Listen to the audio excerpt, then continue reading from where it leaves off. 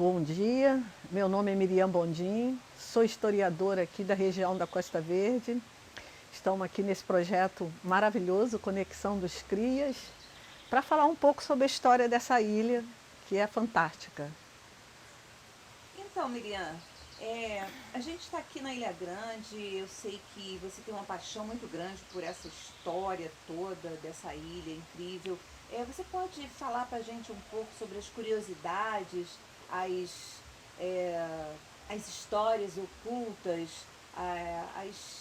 todas as curiosidades que a gente tem sobre essa ilha incrível e gigantesca que é a Ilha Grande? Falar sobre a história da Ilha Grande, pesquisar a história da Ilha Grande é até um tanto complicado, porque é uma história muito, ela é muito complexa, já que a ilha foi tão marcante no início da colonização, na primeira expedição exploradora, vamos dizer assim. A ilha já passou a denominar todo o grande continente, do Itinguçu até lá, lá no Caiuçu, na saída. Ela deu nome ao continente fronteiro, então tudo era Ilha Grande, era conhecido como Ilha Grande. E isso ficou complexo estudar a história da Ilha Grande, de tão forte foi a referência dela. Mas tem uma sorte que uma deles é o livro do Hans Staden, né, que foi o primeiro livro de história aqui da nossa região. Em 1557, né, ele foi capturado aqui, né, e ficou aqui com os nossos índios tupinambás, que ele afirma a Ilha Grande era Tupinambá, e eram os índios guerreiros que fizeram a maior luta contra a colonização no Brasil, 10 anos de lutas, né? De Ubatuba a Cabo Frio. E aqui a Ilha Grande foi um dos primeiros palcos da luta. O Hans Staden faz a primeira figura, o primeiro desenho, a primeira ilustração da Ilha Grande. Ele preso na aldeia do Cunhambebe, que era o grande líder daqui, o governo daqui, né? E ele desenha o Impaú Guaçu, que é a Ilha Grande. Ele que dá o nome, Hans Staden. Quando ele volta para a Alemanha, que ele escapou, né, de ser morto no ritual da antropofagia, né, que ele estava sendo alimentado 9 luas para poder ser morto. Aí ele chega na Alemanha e ele conta a história, todos os costumes do nosso povo aqui. Ele conta a primeira história nossa, né? E ele faz essa referência da Ilha Grande. Ele é o primeiro nome quem dá aqui a região, o primeiro que desenha o primeiro mapa da ilha. 1557. Logo em 1559, a ilha já é doada, no pleno período do início da colonização. Mas quem ia assumir uma ilha grande com índio, tupinambá, pirataria, só maluco, né? O Vicente Fonseca, que ganhou a ida do Adam, nem quis saber, não ficou na ilha. Daí a história vai crescendo. Então fala pra gente, assim, quais são esses fatos mais importantes desse período para cá, até chegar hoje, por exemplo, nos nossos dias. Fato marcantes, né? Um até anterior, a ilha é pré-histórica, vamos dizer, era habitada antes da era cristã. Temos a pedra do amolador, fixo amolador, que é a memória pré-histórica da ilha. Tem Sambaqui, né, que é montanhas de conchas com cemitérios, né, e povo que veio antes do povo tupinambá. Tem o marco da pirataria, quando descobriram as minas de prata no Peru, surge o Rio da Prata, que escoava, né, essa riqueza toda. Isso em 1546 foi descoberta as minas de prata. E que em 1580 até 605 foi o boom das minas de prata do Potosí. Aí imagina a loucura que era essa ilha, com muita água e lenha, para os navios que vinham de lá carregados de prata. Os navios vinham espanhóis carregados de prata e os outros inimigos aqui dentro da Bahia esperando para dar o bote na hora da aguada, na hora da lenha, de eu pegar a lenha. E isso foi assim durante muitos anos, muita pirataria. Existe uma fama nos piratas do Caribe, mas eu acho que da Ilha Grande, aqui da região, foi bem maior. Explica pra gente o que é Aguada. O que é Aguada, essa história de Aguada? Então, Aguada é um nome que tem em quase todas as ilhas que tem água em fartura, né? Nas ilhas de Itacuruçá, nas ilhas da Ilha Grande aqui, na ilha de Angra dos Reis, tem muita praia chamada Praia da Aguada.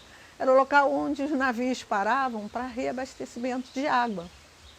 Eles faziam um reabastecimento de água, de lenha, consertos, né, nas pequenas destruições ali do caminho, e também colhiam frutos e víveres, né, para as viagens. Era certo que a ilha oferecia tudo isso. A Ilha Grande era riquíssima nessa parte. Eles vinham em busca de ter um local tranquilo para parar. E esse movimento louco de navios parando era exatamente na hora da aguada que os piratas davam bote, né? Piratas ou corsário, ou corsário. Existe uma diferença, que o pirata agem por contas particulares e o corsário, eles são pagos, recebem subsídios e tem ordem, carta de corso, que é da rainha, do governo, e divide com o governo. E o corsário só tinha autorização para dar ataque nos navios dos países inimigos. Então, conforme as brigas entre os países, era permitido atacar esse navio com a bandeira tal ou com a bandeira tal. Era um movimento assim. E aqui a ilha foi palco de tudo isso, pirataria e o dos corsários. Interessante isso. Quer dizer que essas ilhas, essa história da Aguada é como se fossem postos, né? De abastecimento. Os navios paravam e ali colhiam o que precisavam. Mas e nas ilhas que tinham, por exemplo, umas habitações, alguém, índio, essas coisas, eles permitiam essas paradas ou aconteciam saques, essas coisas assim? Como é que funcionava isso? Exatamente por isso que os índios daqui foram os primeiros a sumirem do mapa, porque essa ilha foi muito cogitada. E eles atacavam as aldeias, queimavam. O próprio Cavendish, quando chegou aqui, que o Anthony Knivet, que é outro que conta a história dessa região muito forte, né, porque ficou durante 10 anos escravo da família Sá, então ele também escreveu muito sobre essa região. Quando ele chegou na Ilha Grande, em 1591, eles já foram atacando uma casa, o povo fugiu, eles queimaram a casa, porque eles atacavam com crueldade, a pirataria era cruel. E roubavam tudo que tinham na casa e no entorno, plantações, e levavam. E aí isso começa a ter as pessoas que fugiram para o continente, né? Acredito até que o pessoal da Ilha Grande foram os que foram povoar a ilha de Tipóia, que vai dar início à colonização de Angra dos Reis. Acredito que primeiro eles povoaram a Ilha Grande.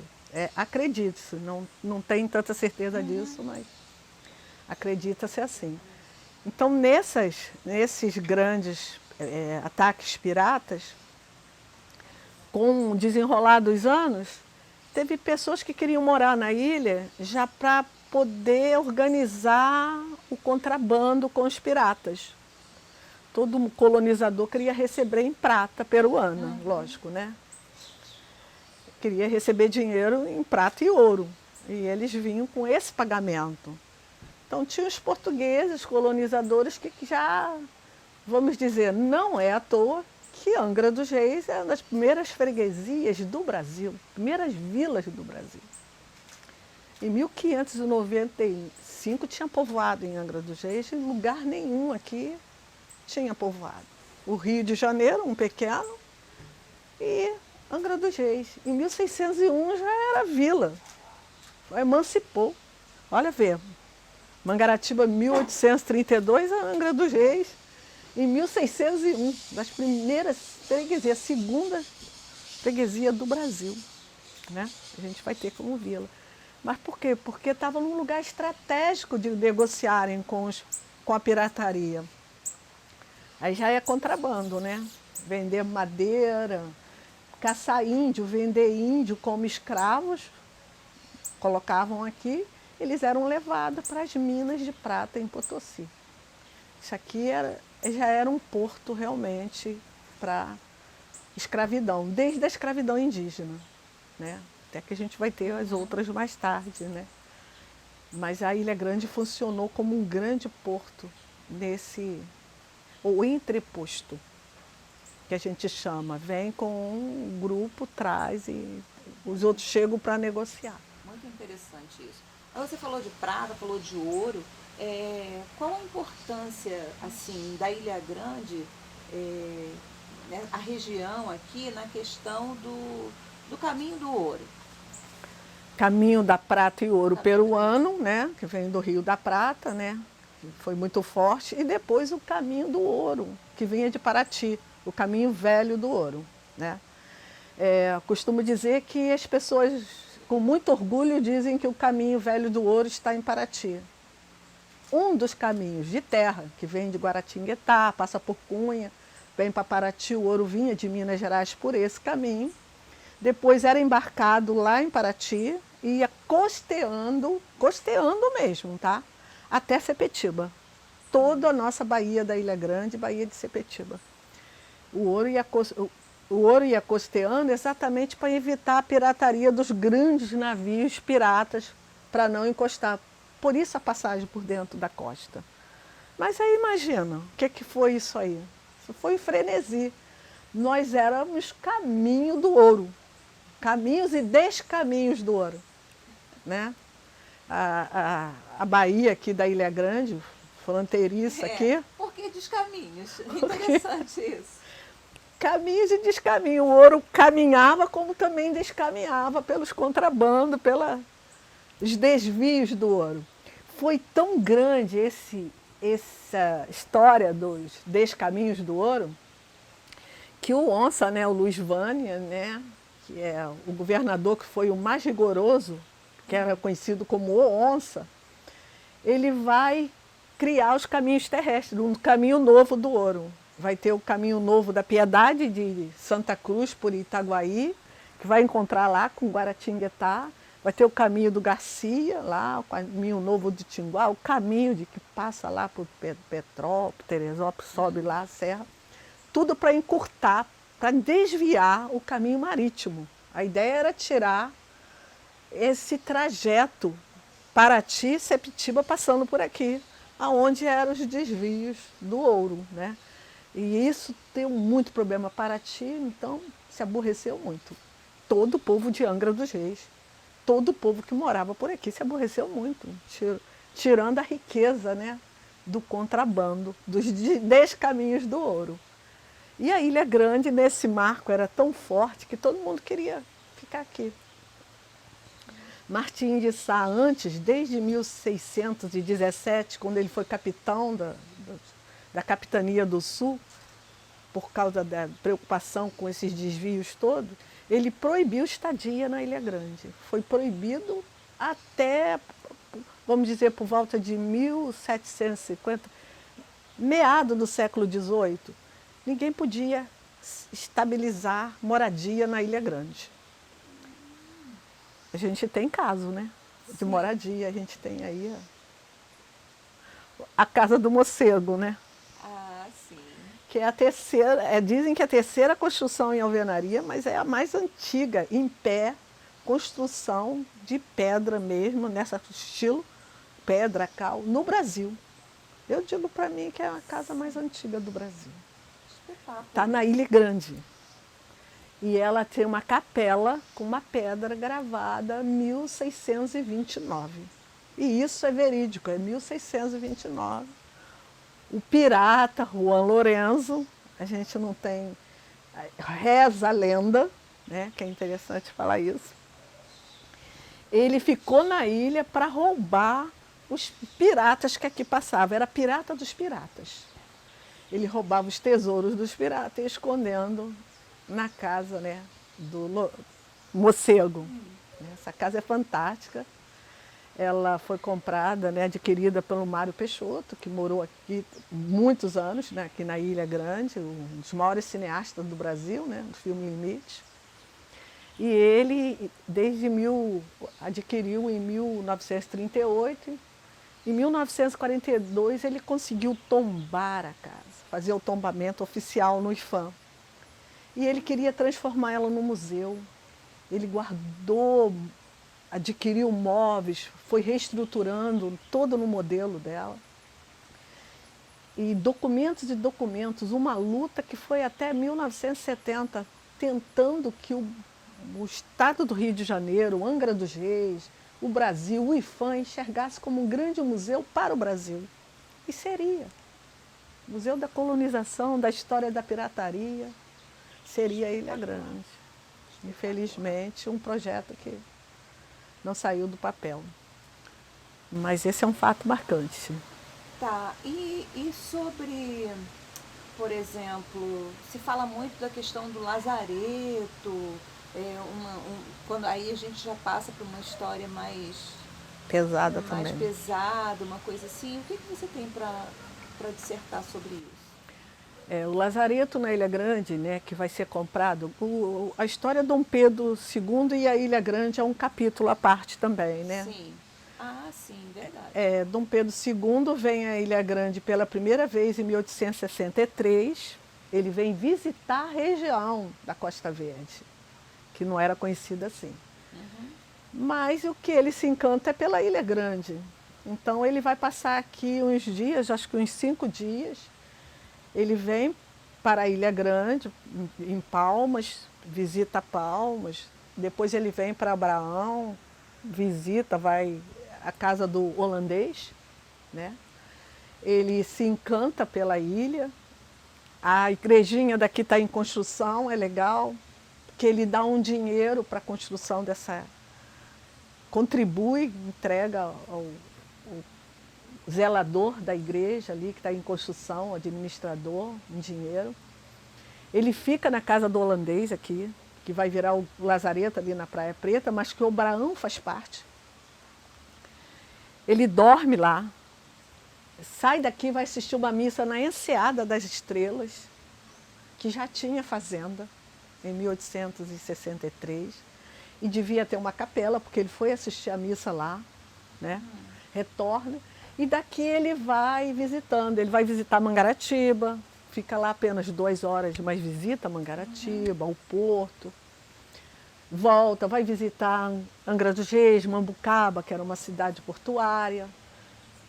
Angra dos Reis ele fica um maior tempo, né? O pessoal fez até lá um chafariz em homenagem a ele, né? Volta para a ilha, vai para Paraty. Alguns dias ele dorme dentro da embarcação que veio preparada para isso, e outro ele volta a dormir na ilha. E sai daqui apaixonado pela ilha, desenhando a ilha e tudo. Depois ele, conhecedor da ilha, quando vem a problemática dos lazaretos, das doenças, cólera principalmente, que está atacando o país, e tem uma lei que indica que a quarentena seja feita em lugares isolados, em ilhas. Já existia essa lei, né? Fernando de Noronha tinha lazareto. Aí eles, é muito longe, eles resolvem fazer um na Ilha Grande. Aí compra a fazenda do holandês. No mesmo ano compra 2 rios, em 1884. E aí a fazenda já começa a funcionar. Há documentos que falam que funciona a partir de 1886, mas a própria fazenda, em 1884, já recebe navios para quarentena. Antes da construção, para reformar para ser o lazareto, já estava recebendo quarentena. E aí a Ilha Grande tem uma história de grandes, vultuosa, porque não foi um lazareto qualquer, foi o melhor do Brasil, foi o maior. Foi o resplendor dos lazaretos, né? Divisão de 3 classes, né?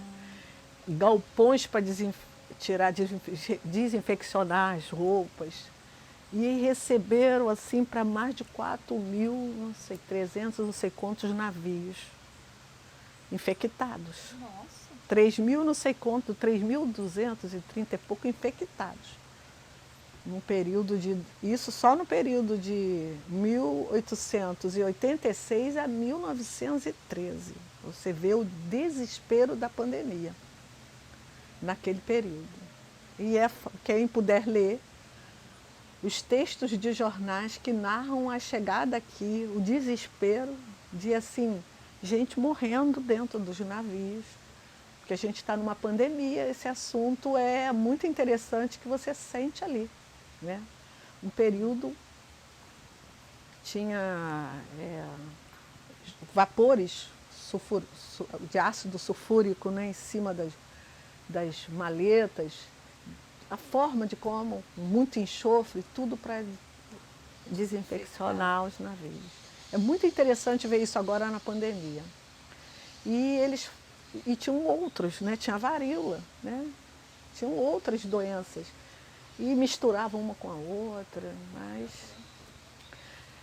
nesse período, apesar do nome lazareto, que é a doença de Lázaro, da lepra, ela já não estava tão forte no país. O nome ficou em todo o mundo como lazareto, que vem do mal de Lázaro, né? Que era os leprosos, né? A lepra.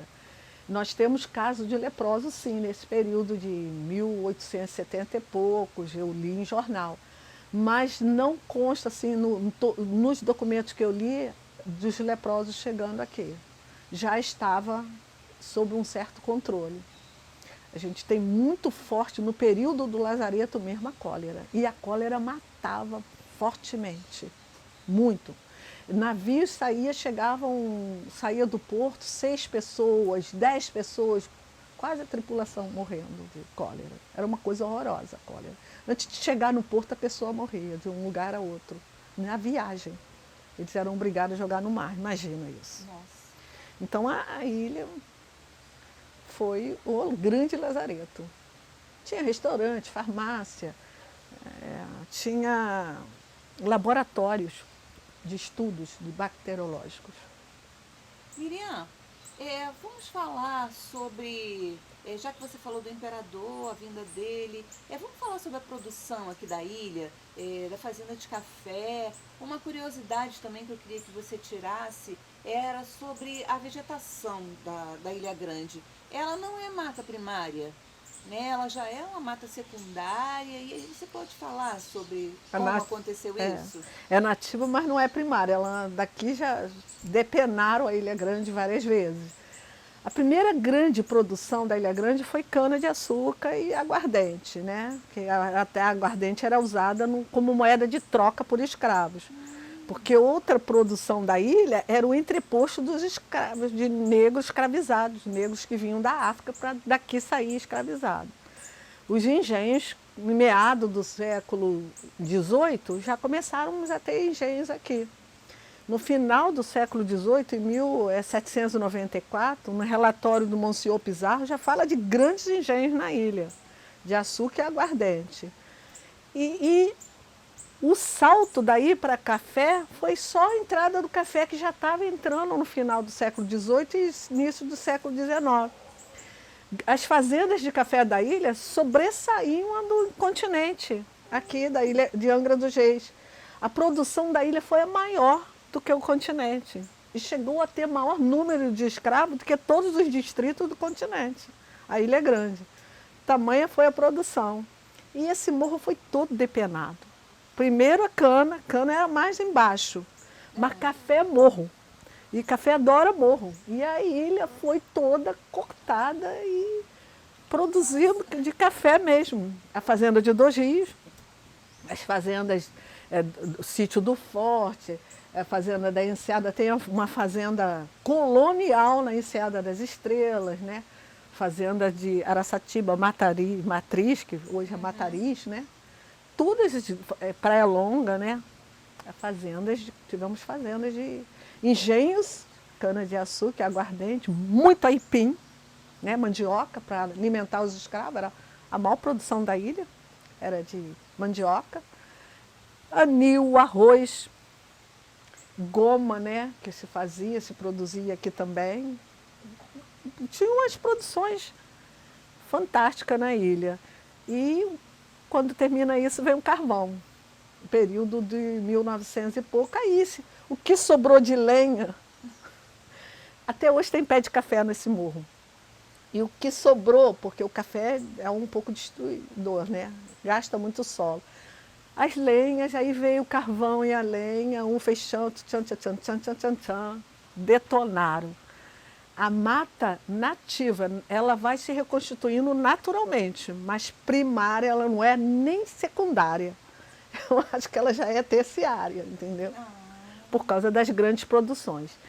E uma das maiores fazendas foi a de Dois Rios, que vai ser vendida também em 1884, para se transformar num humolto grande, porque a ilha gosta dessas coisas megas, entendeu? Um grande é uma colônia penal, correcional, né? A princípio era uma colônia penal para presos comuns. Sabe o que é o preso comum? O sujeito que jogava capoeira, o desempregado, o mendigo, o que tomava uma pinga e ficava na rua. Esses eram os presos comuns que vieram, a princípio, aprender a trabalhar, se corrigir na fazenda correcional, o penal do Dois Rios. E lá tinha de tudo, né? A princípio, tinha horta, tinha serralheria, tinha salão para aprender a cortar cabelo, tinha olaria para fazer os tijolos da ilha eram construídos, produzidos lá, até para construir aqui, na Me diz uma Abrão. coisa, a estrada antes era um caminho. A estrada, ela foi aberta pelos detentos na época? Sim, os que estavam lá em Dois Rios. Vai ser mais tarde, vai ser quando o lazareto vai passar a funcionar, trazendo os presos comuns e vão os presos políticos para lá, por volta de 1930 e pouco, 38, 40, vão abrir essa estrada. E vão abrir, vieram as máquinas, mas vão abrir mesmo os presos à mão. Essa estrada que antes era caminho de tropas. Já existia o caminho das tropas. E é fantástico ler documentos quando os caras chegam aqui para visitar, para comprar, para visitar como é, não consegue desembarcar em Dois Rios, porque nós sabemos que lá é difícil desembarcar, né?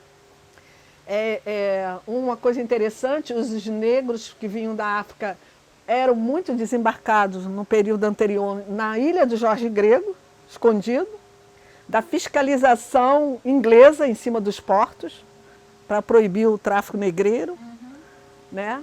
Ou aqui no Abraão, e eles iam, ou no Caixadaço, eles iam por trilha até Dois Rios. Mas esse povo que veio visitar, veio para o Lazareto, e eles saem pelaquela estrada de tropa até Dois Rios. É muito interessante ler a reportagem de como coitados sofreram nesse caminho, até Dois Rios, que até hoje... Quer dizer que eu não fui a única a sofrer nesse Não, caminho, não não. fomos as únicas a sofrer no caminho de Dois Rios, não. Eles sofreram muito mais que era a trilha. Bom saber Agora disso. a gente ainda pode ir fazendo assim, né? Zigue-zague, porque tem a estrada maravilhosa para Dois Rios, né? Mas lá, depois que virou um presídio, virou de presos políticos, né? Tivemos os escritores, né? Graciano Ramos, Origem Lessa, né? Tivemos os presos políticos famosos lá, né? E nessa tem a história das grandes fugas, né? Dos Cadinha e outros que fugiram da Ilha Grande. E eu não sei porquê, eu não sei se todo mundo sabe, mas uma das escolhas do presídio aqui é porque era a rota de tubarão. A gente pode até entrar no assunto pesca. Rota de baleia e tubarão, né? Era muita rota de tubarão. E as pessoas tinham medo de fugir nadando, porque eram devorados pelos tubarões. Agora, na pandemia, a gente teve o retorno dos tubarões aqui. Retornando porque é natural. Existe essa coisa natural do animal, a espécie voltar. E a gente teve tubarões enormes, pescados imensos na ilha, né? Miriam, Interessante isso que você falou sobre os tubarões voltarem agora. É por quê? Qual o motivo de, nesse período de pandemia, os tubarões terem voltado aqui para... Os tubarões retornaram por causa do silêncio no mar. Simplesmente desligaram os motores das lanchas e eles voltam. Isso é natural, vai acontecer sempre. Essa questão do peixe, a gente está falando de tubarão, o grande boom aqui da nossa região é a sardinha verdadeira. E que nós tivemos aí o sistema grego, né, que vieram os primeiros, e depois os japoneses, que vieram e tomaram conta. A ilha teve também o boom das fábricas de sardinha durante muito tempo. E que foi se casando com a questão do turismo, né? Que os presídios acabaram, o turismo começou a engrossar na ilha, né? Um turismo, a princípio, primeiro nacional. E aí tiveram que implodiram, terminaram com os presídios. O presídio aqui do Lazareto da Praia Preta em 1962, né? Em 40 ali já, 54, 40 terminaram, mas em 62 implodiram. E em 1994 também terminou ali o de Dois Rios, para a questão turística, que é interessante. Veio grande turismo para Ilha Grande, que é o que a gente tem hoje aqui, né? Sim, a questão do sim. turismo. E o peixe continua, que é o turismo náutico, de pesca também continua, né? Tanto o turismo do banhista, o turismo de aventura, da mata, a ilha oferece tudo. Turismo histórico, né, que tinha a questão dos barcos pirata, que era um turismo que com o Corsário Negro aqui fez um sucesso, né? Eu sou muito a favor do turismo histórico. Acho que a lancha Tenente Lorete, que Sim. faz parte dessa história toda da ilha, deve retornar, né, para uma espécie de um museu, né? A ilha tem esse potencial do turismo histórico ainda não desenvolvido. Você tocou na Tenente Lorete. Tenente Lorete era uma embarcação muito interessante, eu andei nela quando criança, e ela fala um pouco como é que ela funcionava, a quem ela pertencia, só um pouquinho, só para a gente ter uma noção do... Era uma barca oficial que trazia os presos para a Ilha Grande, né? Sim. Pegava lá em Mangaratiba, quando eles chegavam e vinham para a Ilha Grande. O pessoal dizia que era tipo um navio negreiro, porque eles tinham que vir tudo dentro do porão sim. e como o mar estava bravo, a viagem era terrível. Também trazia os visitantes, né, para visitar. Marcou a história do presídio na Ilha Grande, a Tenente Lorete. Batalhadora, só ela que ficou nesse período. Tinham duas lanchas, mas ela era famosa. E hoje ela está me parece que ela está sendo restaurada, né, lá na Verome, no estaleiro da Verome. Estamos torcendo que ela retorne à ilha e que a ilha abrace esses projetos de museu histórico e de passeio histórico-cultural, que é o grande potencial. Olha, Miriam, eu tenho que te agradecer por todas essas informações que você nos deu aqui. É maravilhoso ter o conhecimento dessas histórias aqui, porque a ilha é riquíssima. E muito obrigada pela sua participação aqui no projeto dos CRIAs, Conexão dos CRIAs, um projeto maravilhoso. Muito obrigada.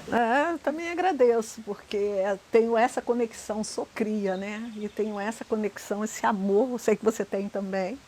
Caiçara, nós somos caiçaras, sim, né? Caiçara. E essa paixão pela Ilha Grande, isso aqui respira história, né? Ecologia e história, tudo a ver.